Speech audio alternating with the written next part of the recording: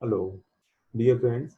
This is Dr. Avdesh Gupta, working as an associate professor in IMS Engineering College, Ghaziabad. First of all, I would like to thank Dr. Vaibhav to organize such a webinar to support or help the students who did not complete the syllabus due to this COVID-19. So let's start this Unit 5 programming.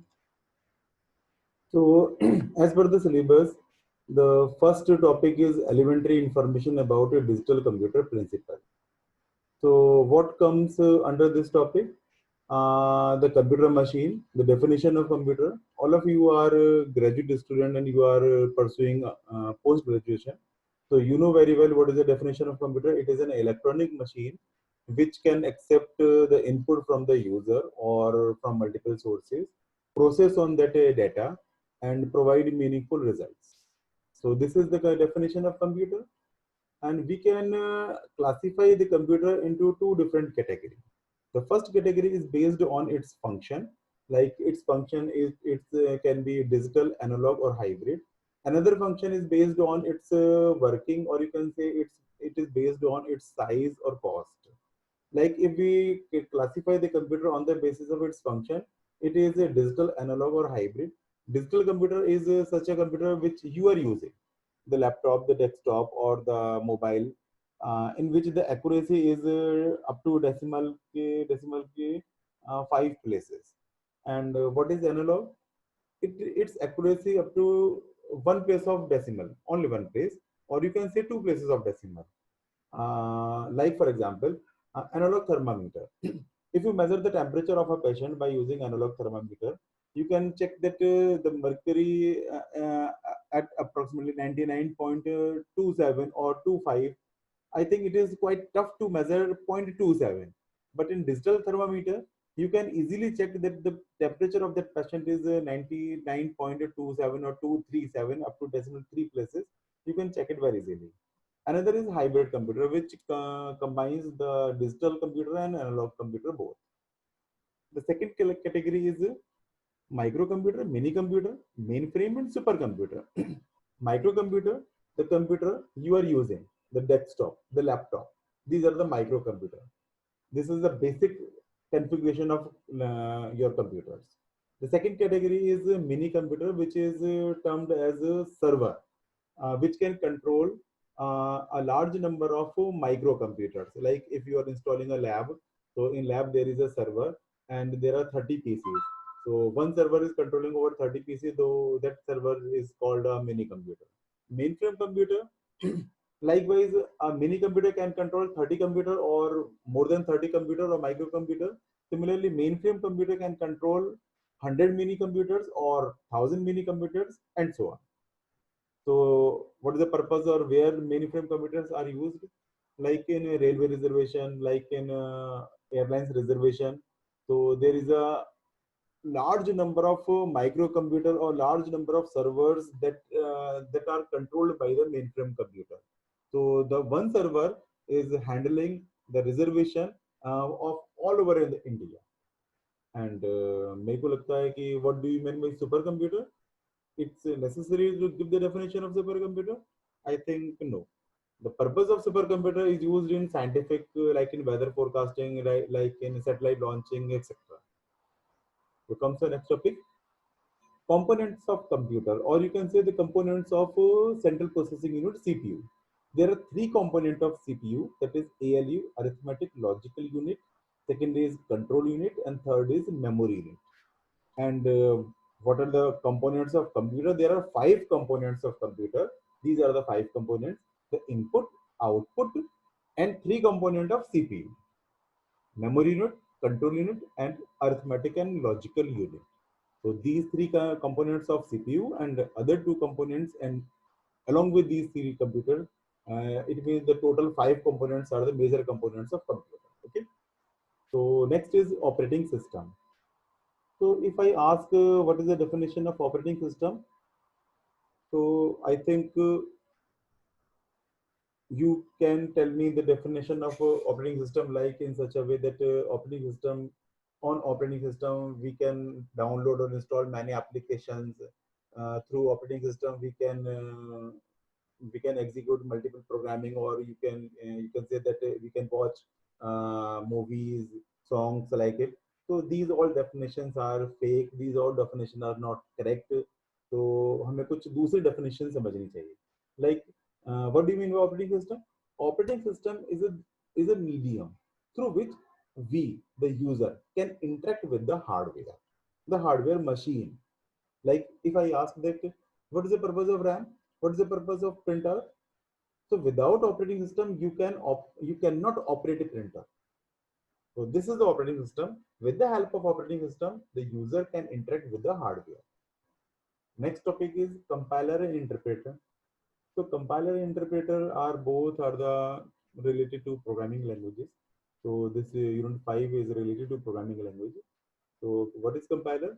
Compiler is a tool, or you can say it is a converter that your high level language or your understandable language is converted into low level language. But it read the complete program at once, compile the complete program at once, and execute it. While interpreter, when you write one single line in a program, one single line, it is compiled or interpreted. It means it is executed first. If there is an error, it shows that this line contains some error. You need to modify the command. You need to modify that line. Then only you go further. Okay. So interpreter is line by line execution, line by line read, and line by line convert into machine code. And compiler, it read the complete program at once, convert the complete program into low level language, compile the whole program, and execute it. But in interpreter, it is line by line. Okay. So let's come on Fortran. Like in today's that Fortran is a very outdated language. I don't know why this Fortran is in your syllabus, but what we can do, nothing. As Fortran is in your syllabus, so we have to read the Fortran. Basically, Fortran is for what purpose? Like in early days, it means in the second generation or third generation of computer, there are few programming languages: Fortran, Pascal, and COBOL.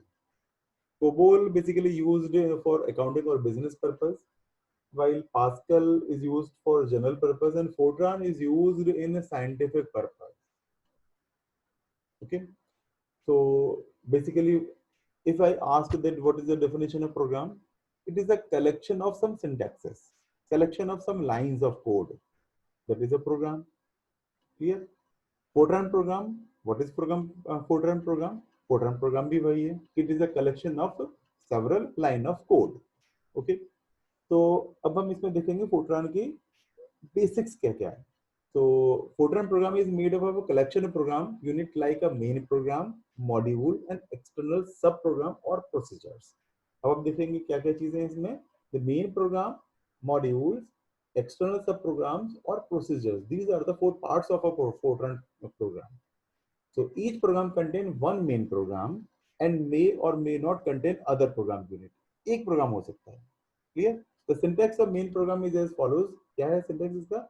Program, program name, implicit none. Okay. Then explanation, type declaration statement, explanation executable statement, then end program name. So the first line and last line is compulsory. In between these two lines, you have to write your code. What the purpose of this what you are developing the program. Okay. So a simple program in Fortran, let's write a program that add two number. अगर हमें किसी में दो number को add करना है तो हम किस तरह से इसका प्रोग्राम बनाएंगे. Okay.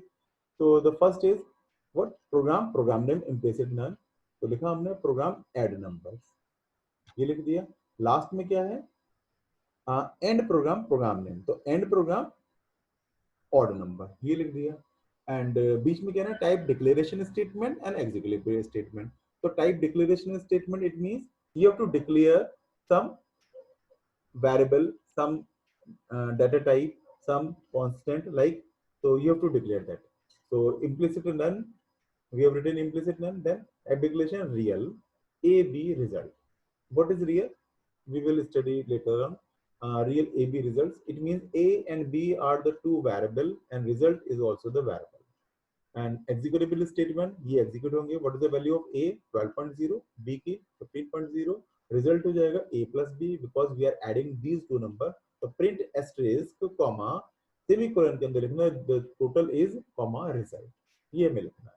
So this is how a small program can run. So let's see that if we are executing this program on a Fortran program.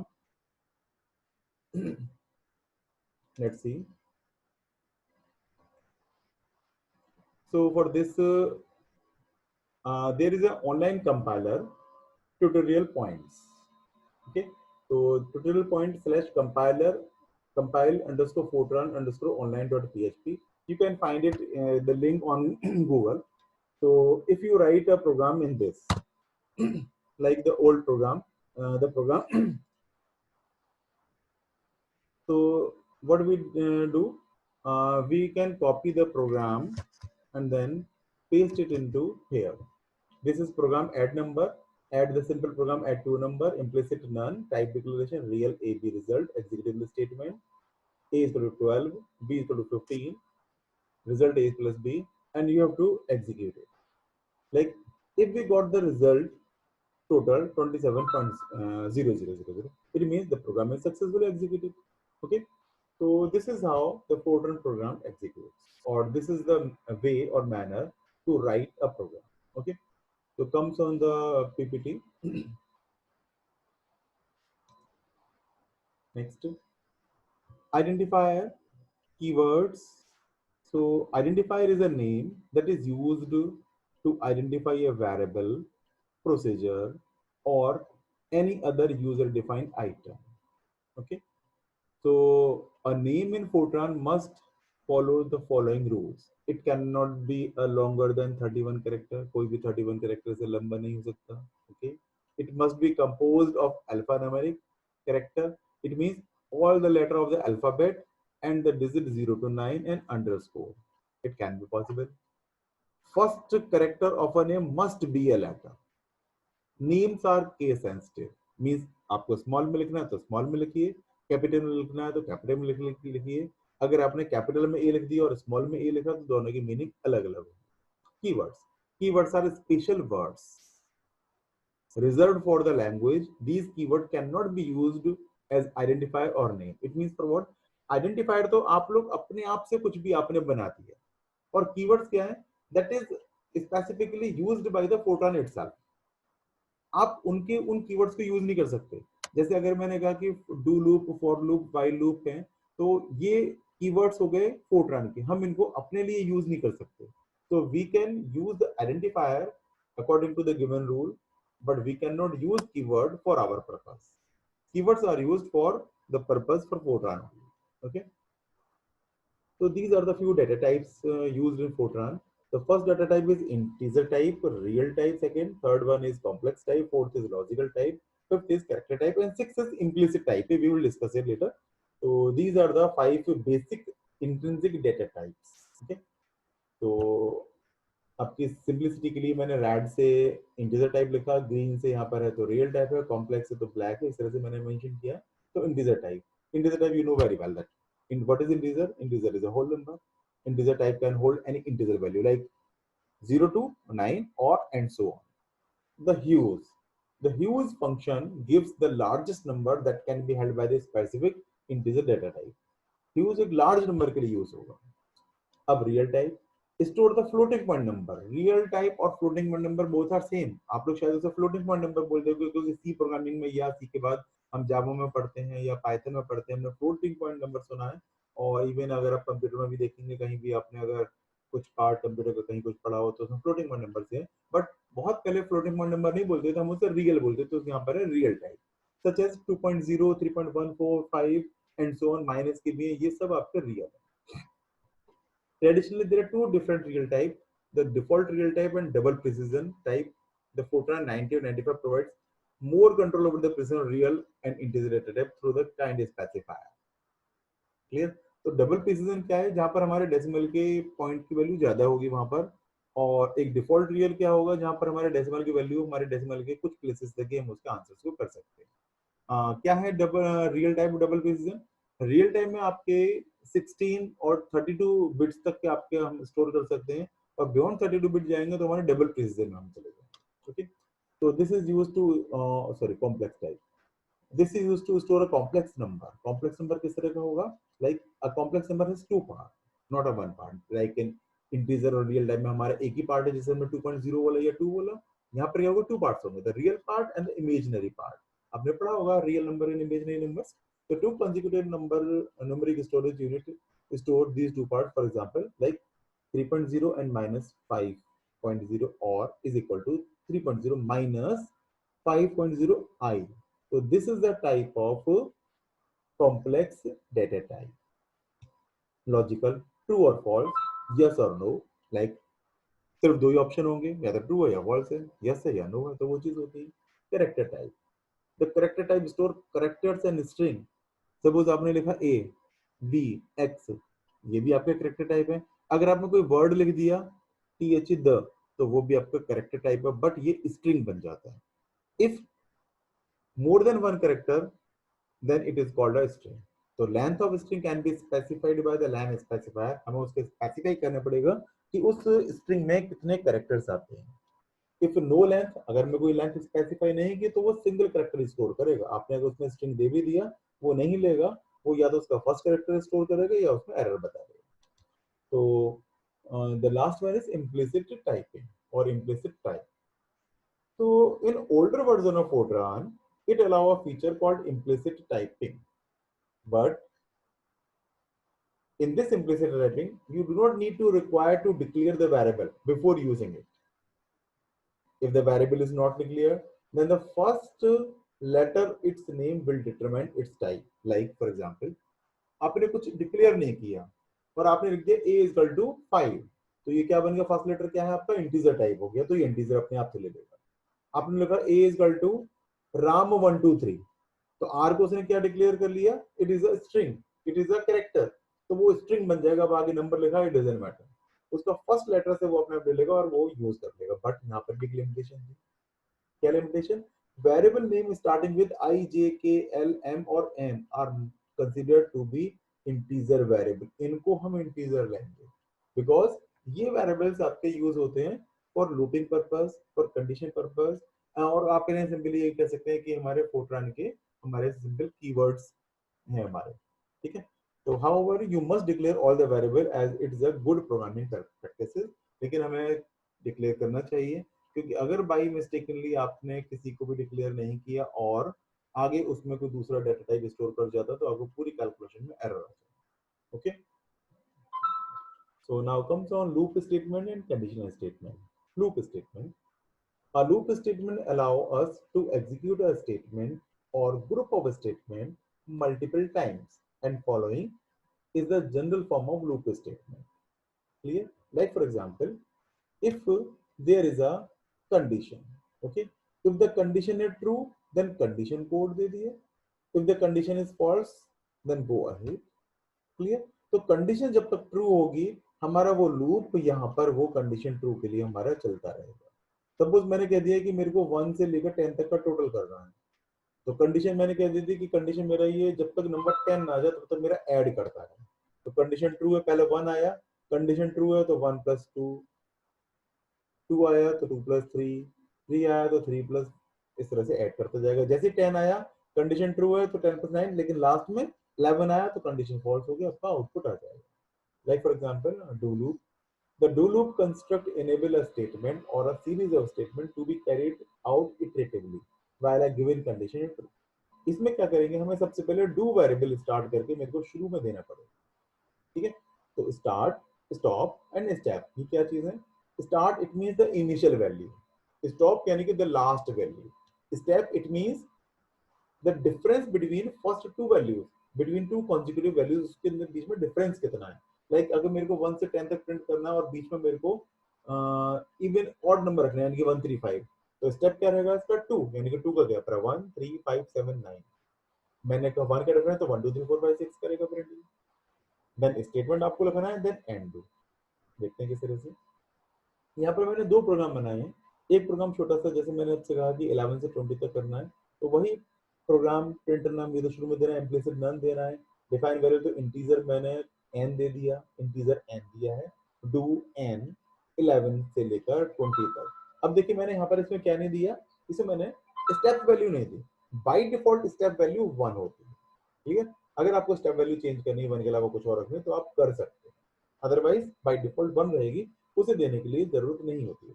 तो printing print star n and do and the end program print. अब आप इस programme को भी अगर आप चलाने के लिए ट्राई करेंगे तो इस प्रोग्राम को भी हम चला के देखते हैं। तो हम अपने कंपाइलर फिर से ओपन करते हैं।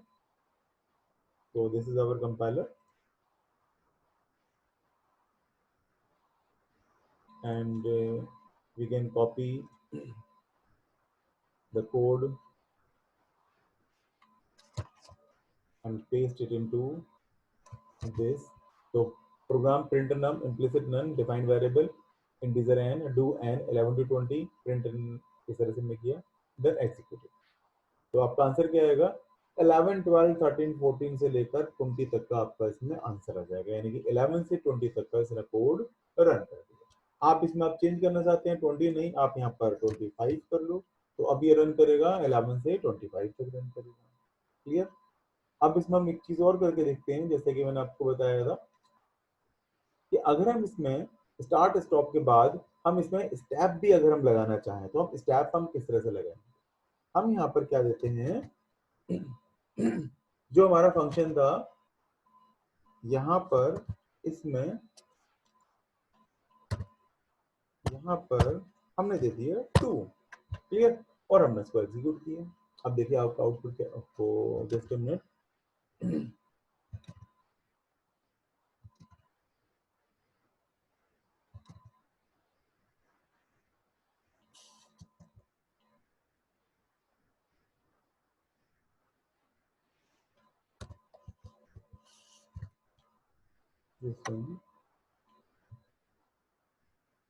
लेट्स टेक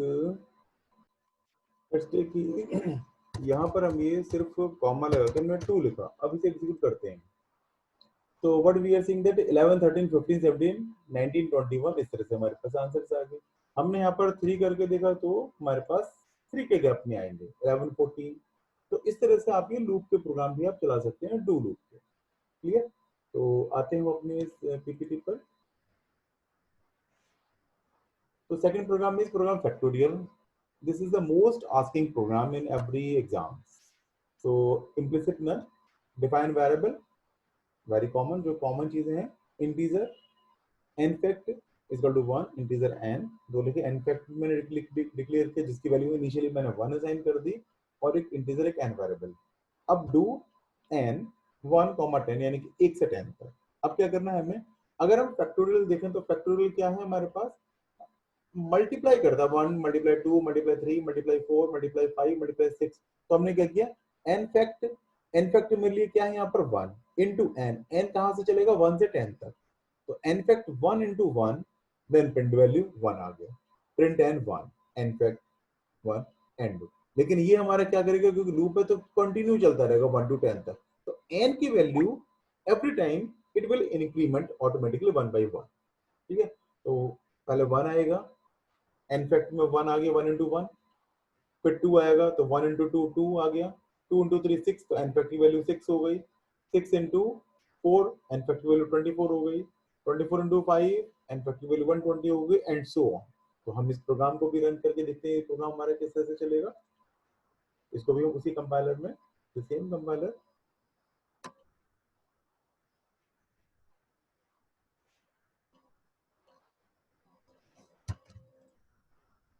इस प्रोग्राम को रन करके हमने एक प्रोग्राम लिखा, कंप्यूट फैक्टोरियल्स 1 is to 10 और print n fact n do। Let's execute it. So इस तरह से आपका प्रोग्राम एग्जीक्यूट हो गया। ठीक है। तो 1 to 10 तक फैक्टोरियल हमारा ये आएगा, 1 1 जा 1 2 जा 2 3 जा 6 4 जा 24 4 5 जा 120 6 जा 720 7 जा 5 8 जा this 9 and 10। आप इसको छोटा भी कर सकते हैं, बड़ा भी कर सकते हैं, जैसे भी चाहें। आपसे फैक्टोरियल प्रोग्राम को इस तरह से बना सकते हैं, बहुत ही छोटा प्रोग्राम है, आप इसे ट्राई कर सकते हैं। ओके। तो let's come next slide. This is do while. So the same manner like we do in this do loop, we can do by do while loop also. So what is the difference between do loop and do while loop? In do loop में हमने क्या दिया, do loop में the initial one and the last one. Okay, in do while में हम क्या देंगे, देखो डू वाइल एन में इनिशियल वैल्यू देखो पहले दी, एन में सिर्फ लास्ट वैल्यू हमने दे दी, बस इनिशियल वैल्यू हमने यहाँ पर नहीं दी है। ये भी फैक्टोरियल की प्रोग्राम है, आप देखेंगे तो फैक्टोरियल के प्रोग्राम में कितना चेंज है, देखो यहाँ तक का तो हमारा सेम ही है, कहाँ गया, देखो एन, उसके बाद ये जो हमने किया यहाँ पर 11 और 20, यहाँ पर हमने एन को 1 से लिखा और 1 से 10 तक ले गया, तो यहाँ पे था ये 1 था, 1 से 10 था, तो इस तरह से क्लियर। तो लेट्स टेक कि इसको भी हम उसमें एग्जीक्यूट करके देखते हैं डू वाइल लूप को। तो आपने समझ गया ना डिफरेंस क्या है, कि यहाँ पर हमने बस डू वाइल में लास्ट कंडीशन दे दी और बाकी हमने प्रोग्राम ऑलमोस्ट वही लिखा है। अब क्या है फैक्टोरियल में, देखते हैं, यहाँ पर मैं n+1 लिखा है, ये भी ध्यान रखिएगा, उसमें नहीं था पुराने वाले प्रोग्राम में n+1 टाइप की कोई चीज नहीं थी, क्योंकि इसमें 1/1 ऑटोमेटिकली इंक्रीमेंट है।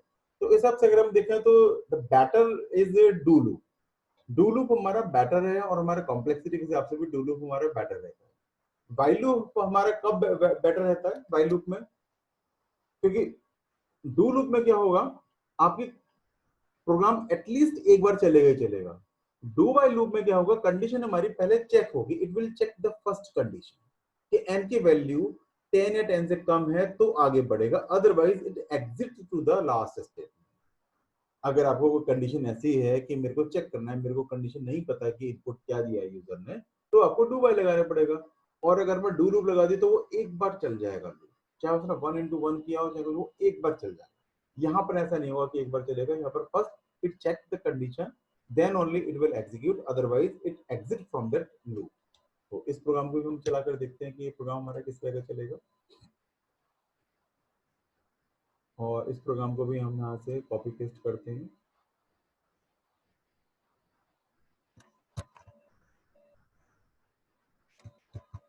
देखिए अब हम प्रोग्राम को कॉपी पेस्ट इसलिए लिखें ताकि थोड़ा हमारा टाइम सेव हो, अदरवाइज हम टाइप करेंगे तो हमारा टाइम थोड़ा बड़ा हो जाएगा, बढ़ जाएगा। तो आप इसे समझ सकते हैं। आपको अगर पीपीटी चाहिए होगी, मैं पीपीटी भी डॉक्टर वैभव के साथ शेयर कर दूंगा, आप उनसे रिक्वेस्ट करके उनसे पीपीटी भी ले सकते हैं, जिसमें सारे प्रोग्राम्स वगैरह सभी कुछ होगा।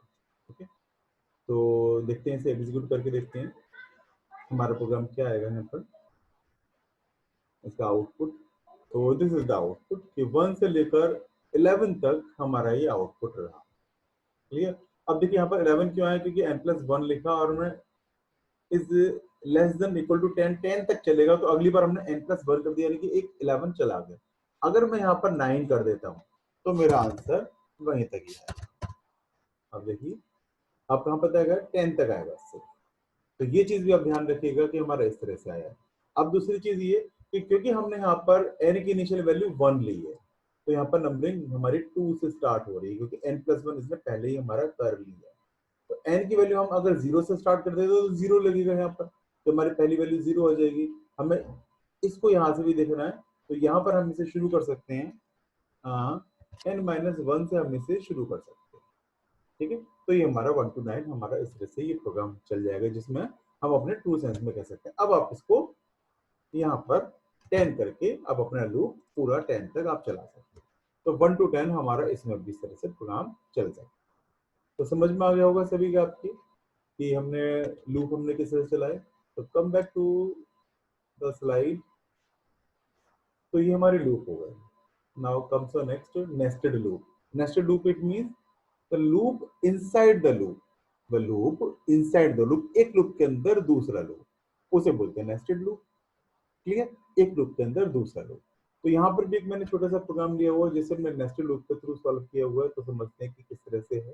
देखिए क्या है हमारा इम्प्लिसिट मैंने तो शुरू में integer I J K, I loop do I 1 3, J loop do J 1 3, के लूप डू के 1 3, प्रिंट स्टार आई जे के एंड आई जे के प्रिंट करना है, एंड डू के लूप। ठीक है, and do J loop and do I loop, तीनों लूप को खत्म भी करना है, और ये लूप के अंदर लूप के अंदर लूप है इस तरह से। तो इसे भी हम प्रोग्राम को चलाकर देखते हैं कि हमारा प्रोग्राम किस तरह से चलेगा, आउटपुट हमारा इसका किस तरह से आएगा, उस चीज़ को भी हम एक बार चेक कर लेते हैं, ताकि ये रहे हमारे पास कि हमारा आउटपुट यहाँ पर क्या आया है। देखिए, वैसे तो आप इस फोर्ट्रान कंपाइलर को डाउनलोड भी कर सकते हैं, but better is to use this online compiler. आप डाउनलोड करोगे, मेमोरी आपकी यूज होगी, आप ये कंपाइलर आप अपने लैपटॉप में चला सकते हैं, आप मोबाइल पर भी आप अपने इस कंपाइलर का यूज कर सकते हो। ये ट्यूटोरियल पॉइंट्स पर आपका फोर्ट्रान, सी, जावा, पाइथन, इन सभी के कंपाइलर अवेलेबल है, आप किसी का भी आप चला सकते हैं। हमने इसको एग्जीक्यूट किया, इस प्रोग्राम को देखते हैं क्या हमारा आउटपुट आता है और क्या प्रोग्राम से हमारा हमारा आई जे की देखो क्या, इसकी वैल्यू 1 है, जे की वैल्यू 1 है, के की वैल्यू 1 है। अब के की वैल्यू इंक्रीज रह करेगी, पहले 1 2 3, ठीक है, 3 पे स्टॉप हो गया। अब हमारी जे की वैल्यू बढ़ेगी, 2 2 2, तो 1 2 3, फिर 3 3 3, 1 2 3, फिर इस 1 की वैल्यू बढ़ेगी, तो इस 2 पर हम चेक करेंगे, 1 1 1, देन 1 2 3, यहाँ पर 2 2 2 2 के साथ 1 2 3, इसके साथ 3 1 2 3, अब इसकी वैल्यू बढ़ेगी, तो 1 पर, देन 2 पर, देन 3 पर, इस तरह से हम इसको प्रिंट कर सकते हैं। तो ये है लूप के अंदर लूप हमारा, तो इसे बोलते हैं नेस्टेड लूप। समझ में आ गया? तो अब हम आगे बढ़ते हैं नेक्स्ट स्लाइड पर। साइकिल एग्जाम्पल, ये भी हमारा लूप में ही है। साइकिल एग्जाम्पल बेसिकली है क्या कि हम इसमें एक साइकिल चलाते हैं, इसमें हमारी इफ कंडीशन भी है। तो सबसे पहले हम इसमें इफ कंडीशन पढ़ लेते हैं। साइकिल और स्टॉप एग्जाम्पल को समझने के लिए पहले इफ कंडीशन हम समझ लेते हैं, उसके बाद हम उस एग्जाम्पल्स को देखेंगे। तो this is a decision, or these are the conditional statement, or you can say these are the decisions. Conditional statement or decision both are same. So these are the decision making structure that require that the programmer specify one or more condition to be evaluated or tested by the program, along with the statement or statements to be executed. If the condition is determined is true, and optionally other statement to be executed if the condition is determined to be false. Likewise, इसमें this is the condition, the program comes from this place, this is the condition, if the condition is true, if the condition is true, then the condition code यानी कि ये वाला code हमारा execute होगा। if the condition is false, then exit from this if condition। ठीक है, true है तो हमारा ये कोड चलेगा। जैसे मैंने बोला कि अगर आपके 70 to 80% मार्क्स है तो आपको ए ग्रेड मिलेगा। तो आपने मार्क्स एंटर किए, कंडीशन ने चेक किया, 70 to 80 है, यस, देन आपको ए ग्रेड मिल गया। और 70 to 80 नहीं है तो आपको ए ग्रेड नहीं मिलेगा, कुछ और मिलेगा, हमने बाहर कर दिया। वो हमारे इफ कंडीशन में इस तरह के प्रोग्राम बनते हैं कि इफ के साथ हमारे और क्या क्या स्टेटमेंट है, हम वो अलग अलग चला सकते हैं। तो देखते हैं, ये मैंने एक एग्जाम्पल लिखा है इस प्रोग्राम के लिए, दो एग्जाम्पल्स हैं। पहला वाला क्या है, हमने वही इफ प्रोग्राम लिखा, implicit none, local variable A की वैल्यू 10 रख दी। इफ a is less than 20, then तो क्या होगा, a is less than 20, print value of a is a। तो इसका अभी बहुत ही सिंपल प्रोग्राम है। दूसरा देखते हैं, अगर a की वैल्यू मैंने 10 रख दी, a की वैल्यू मैंने 10 रख दी, ठीक है, 100। अब मैंने a को डबल इक्वल टू मैंने 10 लिया, तो मैंने क्या दिया, वैल्यू ऑफ a इज 10, 20 लिखा तो 20, 30 लिखा तो 30, इफ नन तो none of the value is matching, value matching नहीं है। इस प्रोग्राम को चेंज करके हम चलाते हैं जरा। तो पहले हम इन्हीं प्रोग्राम को कंपाइलर में चलाते हैं और वहीं पर हम अपने प्रोग्राम को थोड़ा थोड़ा चेंज करेंगे, तो आपको थोड़ा और अच्छा समझ में आ जाएगा कि हमने किस तरह से प्रोग्राम को रन किया है। तो सबसे पहले हम अपना इसमें पहला program, for the first program which is this, जहाँ पर a की वैल्यू 10 थी, और अगर 10 ट्रू है तो हमारा a is less than 20, value is a is 10। अब मैंने a को मैंने सपोज 30 लिखा, तो देखिए क्या देगा, a is less than 20 है। अब देखते हैं, वैल्यू ऑफ a is 30। उसने वो स्टेटमेंट नहीं एग्जीक्यूट किया ना जहां पर वो स्टेटमेंट ट्रू हुआ था, यानी कि यहाँ पर जब हमने 10 लिखा था तो 20 से लेस था, इसलिए इसने ये condition statement a is less than 20 लिखा, अदरवाइज नहीं लिखा इसने। देखो मैं फिर से रिपीट करता हूँ, मैंने 15 लिखा तो उसने एक स्टेटमेंट यहाँ पर चलाया, a is less than 20, और जब मैंने इसको बड़ा लिख दिया मैंने, तो a is less than 20 वो यहाँ पर नहीं आया। क्लियर? अब आप कहेंगे सर यहाँ पर अगर हम 20 लिख देंगे तो क्या आएगा, देखो हमारे यहाँ पर क्या है, लेस देन 20 है, तो इक्वल टू तो नहीं है ना।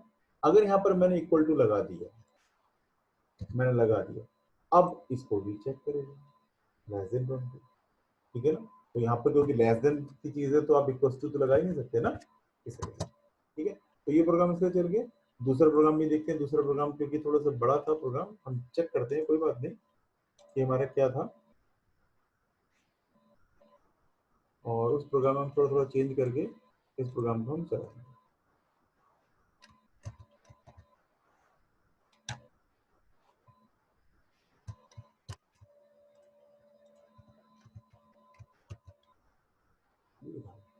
अब मैंने 100 लिखा है और मैंने 10, 20, 30 पे चेक किया है, तो 10, 20, 30 तो है ही नहीं ना, तो हमारा प्रोग्राम कहाँ पर चला जाएगा, none of the values match. Clear, यहाँ पर आंसर आ जाएगा none of the values match. अब मैंने इस 10 की वैल्यू को मैंने दे दिया सपोज 20, तो अब देखते हैं क्या आएगा, मैंने executed, the value is 20, exact value is 20, इसकी वैल्यू आ गई हमारी यहाँ पर। तो इस तरह से हमारे इसके आंसर्स आ सकते हैं। क्लियर, अब इसमें चेंज करके अगर मैंने यहाँ पर 25 भी लिखा तो क्या होगा, नन ऑफ द वैल्यूज में, क्योंकि मैंने इसको कंपेयर ही मैंने 10, 20, 30 से किया और किसी से किया ही नहीं है कंपेयर। अब इसी प्रोग्राम में आप ये लगा सकते हैं कि अगर मैंने मार्क्स सपोज फॉर एग्जांपल मैंने 70% मार्क्स है, ठीक है, तो अगर ए की वैल्यू 70 है या ए की वैल्यू ग्रेटर देन 70 है, तो प्रिंट कर देगा ए। एक लाइन में चला के देखते हैं,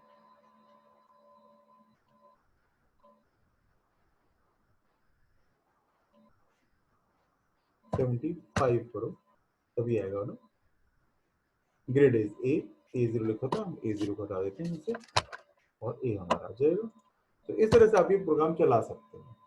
क्लियर, तो इस प्रोग्राम को आप इसे रन कर सकते हैं। अब देखते हैं हम अपना दूसरा प्रोग्राम, जहां पर हमने उन चीजों को डिस्कस किया था, ये वाले cycle and store. Cycle store क्या है, इसको हम बहुत अच्छी तरह समझ सकते हैं जब हम इसके प्रोग्राम चलाएंगे। तो सबसे पहले हम इसके प्रोग्राम ही रन करके देखते हैं, तो थोड़ा सा अच्छा आइडिया लगेगा कि साइकिल और स्टोर है क्या। ठीक है, तो सबसे पहले हम इसको साइकिल वाले प्रोग्राम को लेकर चलते हैं और चलाते हैं कि साइकिल प्रोग्राम आपका किस तरह से चलेगा और क्या है साइकिल वाला प्रोग्राम।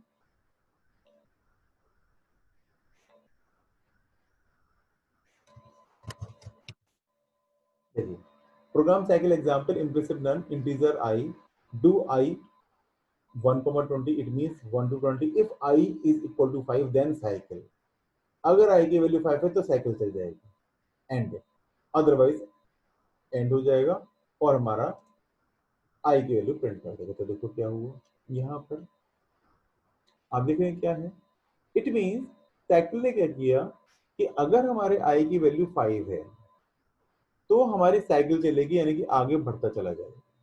तो आपके आउटपुट में क्या आया, 1, 2, 3, 4, 5 नहीं आया, 6, 7, 8, 9, 10, 11, 12 से 20 तक आ गए।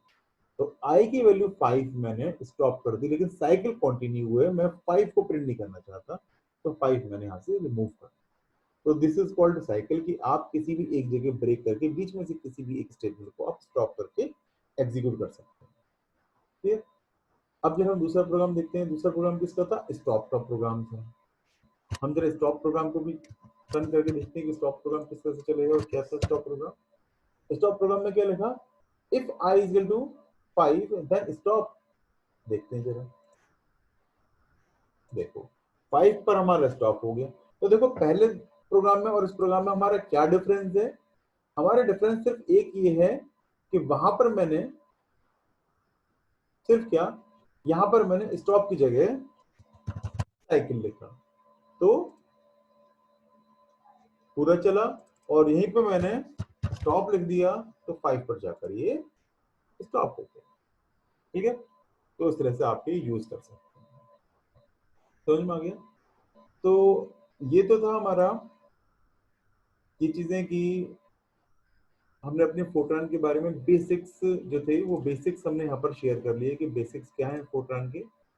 तो अगर आपको लगता है कि फोरट्रान में कुछ भी चीजें हैं पूछने के लिए तो आप कमेंट बॉक्स में भी स्टार्ट कर सकते हैं, और नहीं तो नेक्स्ट हम जूम पर हम मिलेंगे।